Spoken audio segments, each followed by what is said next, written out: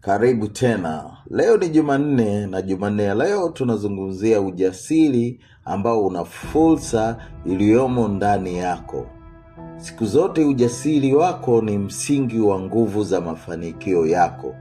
Ni wewe pekee unayebeba ujasiri katika mafanikio yako. Kila hatua unayopiga ni matokeo ya mafanikio yako katika kutafuta ujasiri uliopo mbele yako.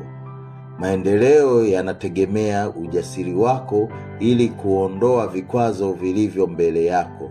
Elewa kuwa ujasiri ni silaha ya mafanikio yako. Bila ujasiri ni kama kuogelea katika kina kirefu cha maji bila msaada wote wa kukuokoa wewe. Maisha yanaendelea bila kujali hali ya mtu, awe tajiri au maskini.